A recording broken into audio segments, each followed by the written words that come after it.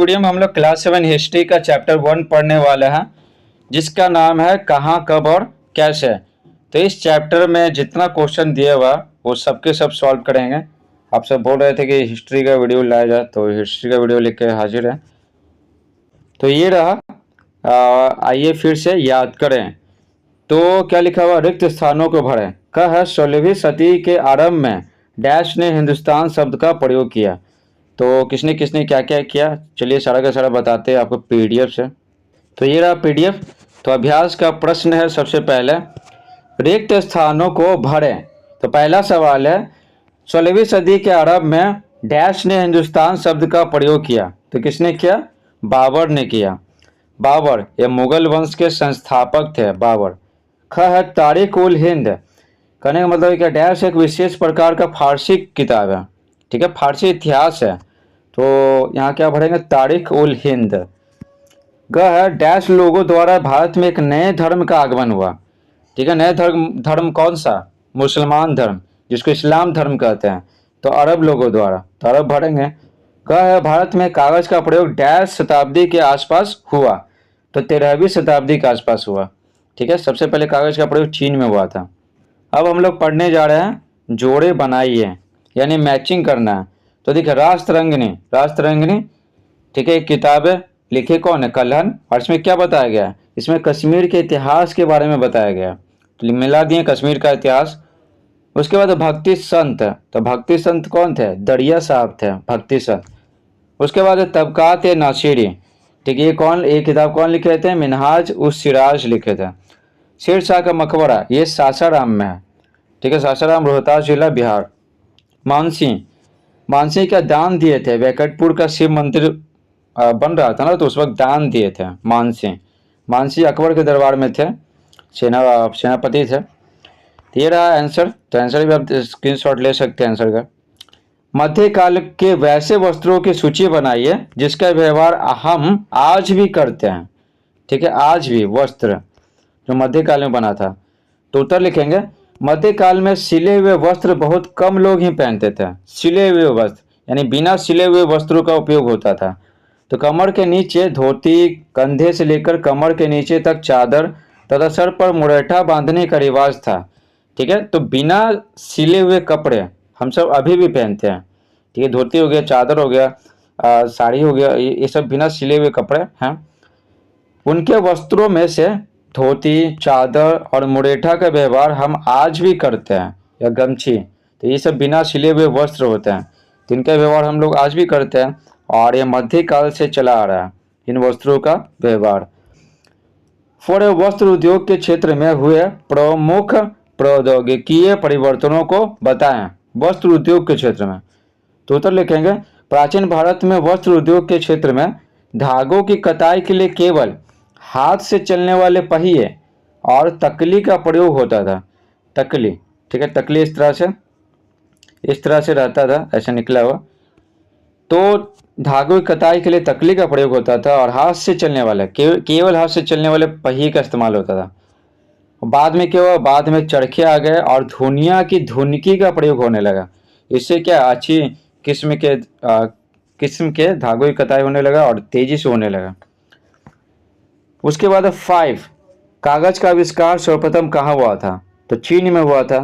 तो लिखेंगे उत्तर, कागज का आविष्कार सर्वप्रथम चीन में हुआ था।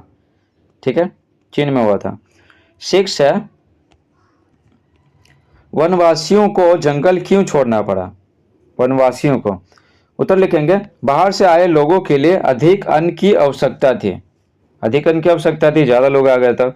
प्रौद्योगिकी में परिवर्तन के फलस्वरूप खेती योग्य भूमि की तलाश हो रही थी। ठीक है, खेती योग्य भूमि की तलाश हो रही थी। खेती बढ़ाने के लिए जंगल काटे जाने लगे।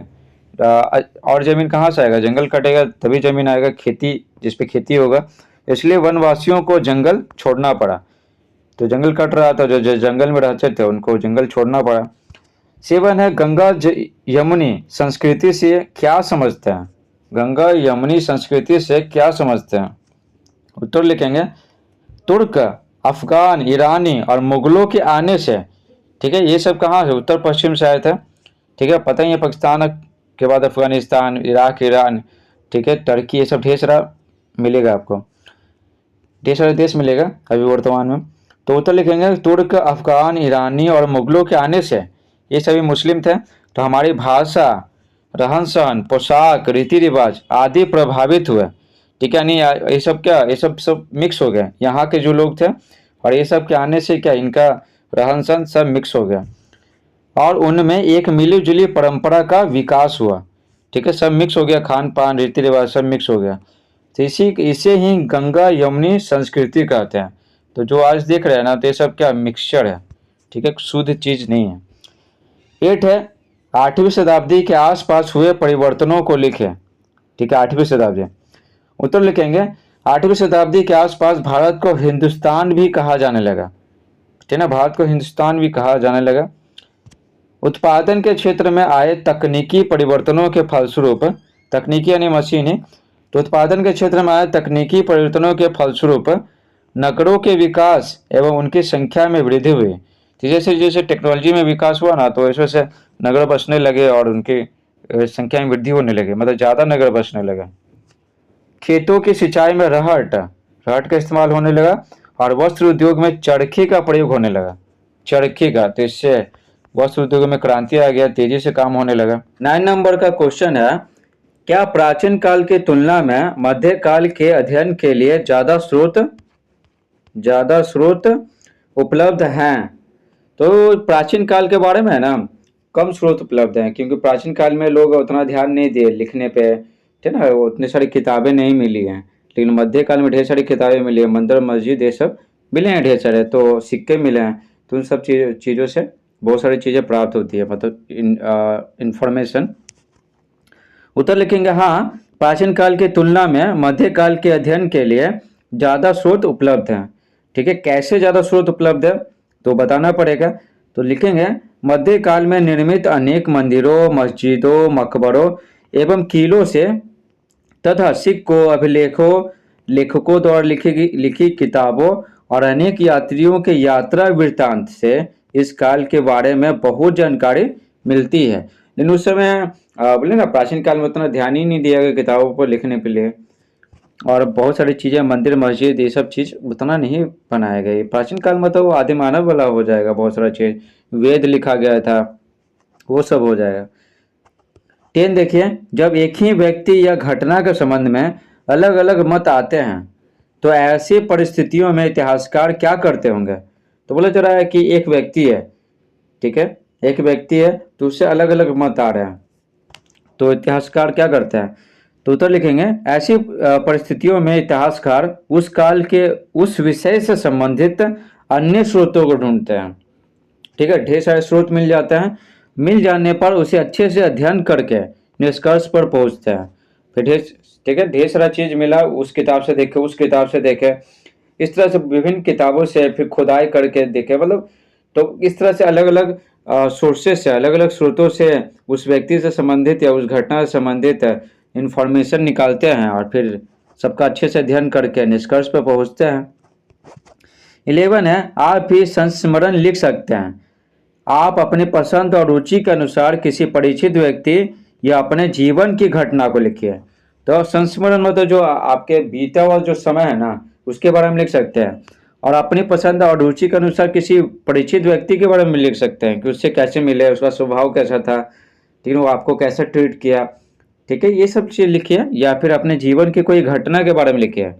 ठीक है, जीवन में ढेर सारी घटनाएं हुई होंगे, जैसे आप स्कूल में कोई खास लिखना है, जैसे आप कोई स्कूल में आज का आपका पहला दिन हुआ, या फिर आपको फर्स्ट डिवीज़न आने पे पुरस्कार मिला, या क्लास में फर्स्ट आने पे या मॉनिटर बना देगा, मतलब कुछ अच्छा सा लिखना है, ठीक है ना, कुछ खास सा, तो आप लिख लीजिएगा, ये आपके बारे में पूछ रहा है।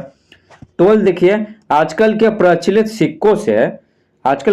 सिक्कों से किन किन बातों की जानकारी प्राप्त की जा सकती है? तो देखिए उत्तर लिखेंगे, सिक्कों पर अंकित तारीख उसका छपाई वर्ष बताता है। ठीक है, लिखने के लिए ना आप एक सिक्का लीजिए और इस पर देखिएगा कि क्या क्या उस सिक्का से आपको ज्ञान प्राप्त हो रहा है, मतलब किसी चीज़ का पता चल रहा है, तो आप लिख सकते हैं, इसको याद करने की कोई जरूरत नहीं है। उत्तर लिखेंगे, सिक्कों पर अंकित तो तारीख उसका छपाई वर्ष बताता है। सिक्कों पर अंकित लेखों से इस काल की भाषा और लिपि की जानकारी प्राप्त होती है। कोई भाषा तो लिखा हुआ रहता है ना कि 1 रुपया 2 रुपया कुछ तो, और बहुत सारी चीज भाषा लिखा हुआ रहता है। तो भाषा और लिपि पता चल गया और वर्ष पता चल गया। तो हमारे सिक्कों पर लिखा भारत या इंडिया शब्द देश के बारे में बताता है कि हाँ किस देश में यह सिक्का चल रहा है, या चल रहा है या चलता था। सिक्कों से इस काल की प्रचलित धातु का पता चलता है। जिस धातु से वो बनाया जाता था तो ज़्यादा उपलब्ध होगा तब ना बनाया जाएगा। तो उससे पता चलता है कि किस धातु का ज़्यादा मात्रा उपलब्ध था उस काल में, जिस काल के सिक्के प्राप्त हुए हैं। इस प्रकार से पूरा चैप्टर समाप्त होता है। आई होप आपको ये वीडियो पसंद आया होगा, और पसंद आया तो वीडियो को लाइक कीजिए, और चैनल पर नए तो चैनल को सब्सक्राइब कीजिए।